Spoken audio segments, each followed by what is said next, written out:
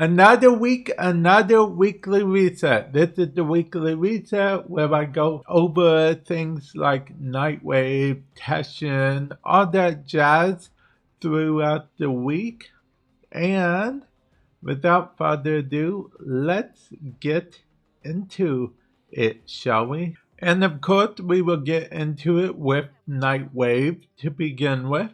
We have complete 3 different perfect animal captures in the Orvalis, capture 3 rare fish in the plains of Eidolon, complete 5 nightmare missions of any type. What was that last week when I was doing like non-stop nightmare missions? Am I right or am I right? Then we have complete 5 different Steel Path missions, kill 30 Eximus, complete 15 missions, and kill 500 enemies, which you should be able to do fairly easily as long as you just play the game naturally. And then let's come over to here. I like hovering over these so I can show you guys these. Also, just a quick reminder, I don't always do this reminder, so don't expect it every year. But I want to remind you guys that next week on the 10th of May 2026 is Mother's Day. So, yeah, next Sunday is Mother's Day if you're watching this at the time of recording this. Okay, I just wanted to let you guys know at sort of a heads up or whatnot. So, yeah. And then as far as appearances, these are the alternate helmets and alternate skins. Sometimes there's emblems and sigils thrown into the mix. And this make a key. I feel like I'm saying that a lot these days. This happens to appear quite often because it's a boss fight. Yeah. It's a boss fight. It's an annoying boss fight, but it's a boss fight. It's how you get the glass sword. The sword that he's holding, yeah, that's what he drops. Yeah.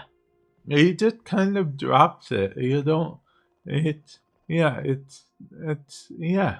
It's just, it is what it is. He just kind of drops it. Our credit booster event is only going on for 48 more hours. I meant to get on for that. Oh, okay.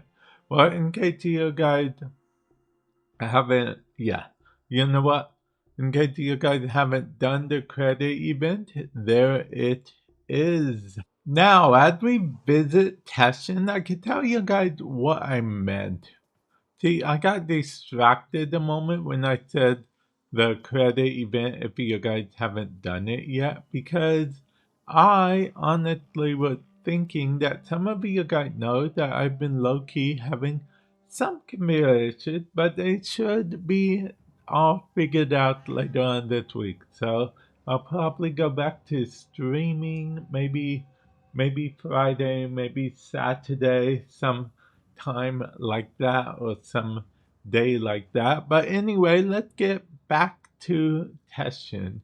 Teshin has 30,000 endo for 150 platinum, not platinum.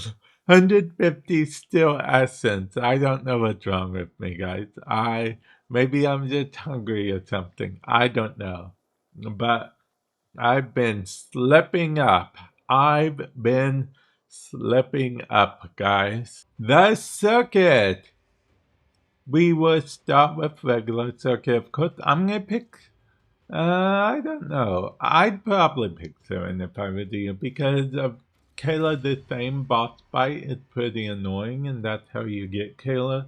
That's how you get Siren. So, yeah, I'd probably pick Siren unless you enjoy the Kayla the Thane boss fight, in which case, go nuts, I suppose. The Steel Path. If you have all of these Incarnon adapters as I do. First of all, worry not, because in the next big update, there's going to be 5 new Incarnon weapons, or rather Incarnon adapters for you to choose. But in the meantime, you can come over here, and I like to choose 2. I don't usually do the circuit, but just in case,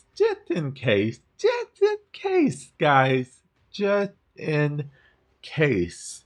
Of course, we can't forget the Archon Hunt, where this is the Archon, and this is the reward for the week. A Crimson Archon Shard, which, if you complete all 3 parts of the Archon Hunt, you will guaranteed get at least a Crimson Archon Shard. But there's a chance, and this is the percentage, could be different for you, that it will be a Telford version of the Crimson Archon Shard, which is just a bit rarer, a bit more powerful as well. And again, you'll get a Crimson Archon Shard, or the Archon Shard of the week, which this week is a Crimson Archon Shard, by completing all 3 parts of the Archon Hunt this week, which are Exterminate, Defense, and Showdown.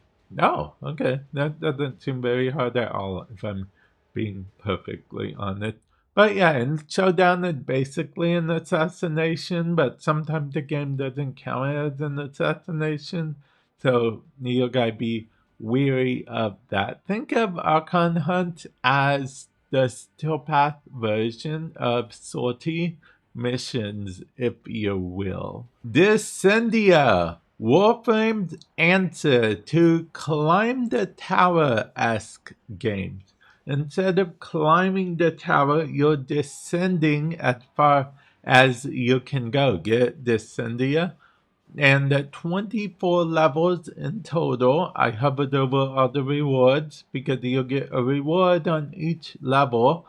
But don't worry, there are checkpoints every 7 levels. So you aren't expected to complete it all in one go. But you can always complete in one go. And it's public matchmaking, so don't worry about that. But wait, there's more. The Steel Path has its own reward pool, yes. But it also has its own checkpoint as well. Keep that in mind. So the whole Steel Path mode, the checkpoint won't work. Normal mode, checkpoint won't work on Steel Path mode. Steel Path mode, checkpoint shouldn't work on normal mode either. They're their own thing with their own reward pools, as it were. Now that we are at the Sanctum, of course, we could talk to good old Bird 3, which happened to have a shiny treasure in the form of an Amber Archon Shard. Bird 3 always has an Archon Shard unless they decide to do an update where they pull it. But for now, Bird 3 always had a Archon Shard, but it's different. It's random which one Bird 3 will have. It will cost you a total of 30,000 standing, and you gotta be the max rank in order to actually purchase this. But if Archon Shards don't tickle your fancy, or Bird 3 at all for some reason, I don't know, you can come over to Necroloid, which Necroloid, rather, has the wonderful world of Deep Archimedea. So these are individual parameters. They're different for every person. And then, oh, can I just say, speaking of the Nami solo, does anyone else think of One Piece whenever they hear that? Anyway, you know what? Anyway, then we have these. Basically, they increase your difficulty, add restrictions and stuff. Think of them as each with their own like mini nightmare mode type of restrictions. But the greater the risk, the greater rewards, as it is with Deep Archimedea. But not only Deep Archimedea, because if we travel to the universe where it is 1999 24/7 365, then we can go to Kaya, which will introduce us to Temporal Archimedea, which also had the whole high risk, high reward type factor and a different set of individual parameters, if you will. Feel free to let me know if you guys do the whole Deep Archimedea stuff or Temporal Archimedea or any Archimedias. Or just what's the most challenging game mode do you guys do? Do you guys do Descendia or whatnot? Feel free to let me know. Comment section below. And with that said, I will catch you guys in the future. Later.